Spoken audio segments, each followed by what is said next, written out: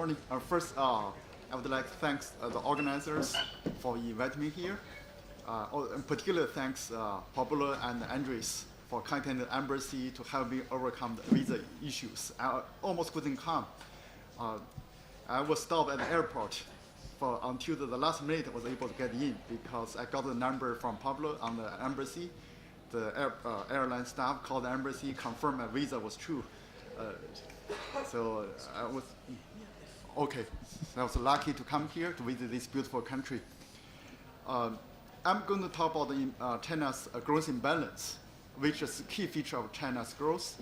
Professor Zhang has just mentioned. Unbalanced growth won't be sustainable. So for Chinese policymakers, they want to identify the causes of the unbalanced growth. So this has a huge implications for for policymakers.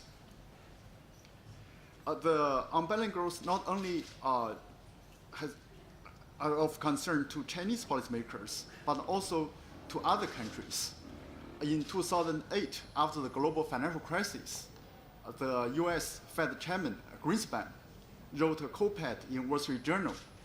He blamed the global financial crisis to China's over savings.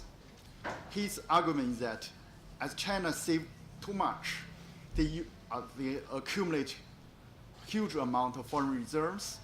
The Chinese use the foreign reserves to buy US treasury bills, which in turn depressed the interest rate. For US consumers, before they couldn't afford to buy a house, now they can, they could, now they could. This stimulate the housing price in the US and caused the housing bubbles. So this is his logic.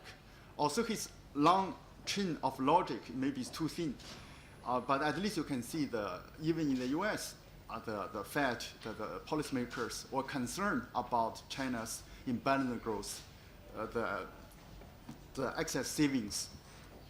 So how serious is the problem? Let me show you one figure.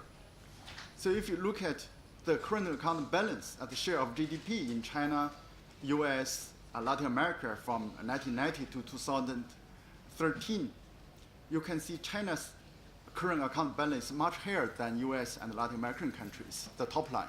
The blue line, before the financial crisis, 2007, the share of current account balance as share of GDP in China is about 10%, extremely high. If I look at the US, the blue line, US has been running current account deficit. For Latin American countries, most of the years also run current account deficit. So that's why the policymakers in all these countries are concerned about China's trade imbalance. Nowadays, people want to understand what are the drivers of China's current account imbalance. If you look at the definition of current account balance, we know that it is equal to the export minus import, that's trade balance, plus net income from abroad.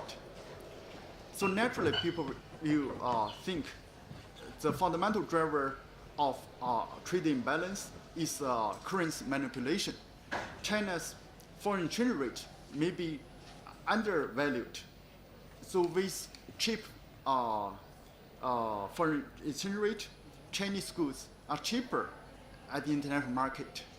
So China can export its manufactured goods at a very competitive price, and as a result, the market share will expand. Meanwhile, China, for import, the price will be much expensive for China. So they will also reduce the Chinese import. This create Chinese trading imbalance.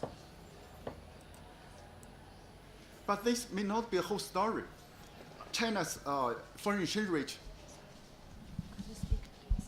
Okay, China's foreign exchange rate have kept appreciating over the years. That's the bottom line. You can see overall in the last 20 years, foreign exchange rate has appreciated quite a lot. But if you look at the trend of trade imbalance, which didn't move consistently with the trend of foreign exchange rate. In some years, the foreign exchange rate appreciate and the trade imbalance widened. So they move in the same direction. If China manipulate the foreign exchange rate, we would expect as the renminbi appreciate, trade balance should reduce. But you look at the two lines, the most of the period, actually these two lines move in tandem, in contrast to the theory of currency manipulation. So there's another theory to argue that China's current account imbalance is due to actual savings, actual domestic savings. The Chinese are saving too much, but invest less domestically, and then accrete the actual savings under the current account imbalance. So there's a second hypothesis. So you look at the national figures, the share of household consumption in GDP in China, US, and Latin America. You can see indeed Chinese consume less compared to US and Latin American countries. That's the bottom line. The share is less than 50% in recent years. But in US and Latin America, it's between 60 and 70%, much higher than China. If you look at the share of investment in China, the investment ratio is also very high, about 50%. But in comparison, the ratio, the share of investment in GDP in US and Latin America is about 20%. On balance, Chinese savings rate is much higher than US and Latin American countries. Right now, the savings rate is about 50%. The ratio of savings in total GDP is about 50%, probably one of the highest in the world. If we decompose the overall savings to three components, the household savings, the top line in the end, and also the corporate savings and the government savings. You can see by right now the largest share is due to household savings. The second share is due to corporate savings. The last one is due to government savings. The household savings account for the large share of total savings. And also look at the trend. There's a slight increase in the share of household savings over time. The corporate savings actually is roughly in line with the international standards. So Chinese corporate savings is not higher than other countries. So the next question is, why do the Chinese households save so much? There are many theories. For example, the first one is a standard explanation, the life cycle hypothesis. So when people are young, they tend to save less and go to the, when people get, people need to save when they work, and when they go to retirement age, they start to consume and reduce the savings. But if you look at the Chinese saving profile, you find totally opposite. We observed an inward U-shaped savings rate. For the middle age, we found the savings rate are the highest, the lowest. But for the old people, the saving rates are highest. So this is contrary to the life cycle hypothesis. Another argument is because China lack of social safety net.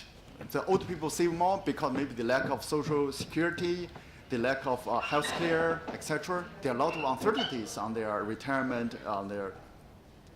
But you look at the government policy in the last 20 years, the government spending on social safety net has consistently increased over time.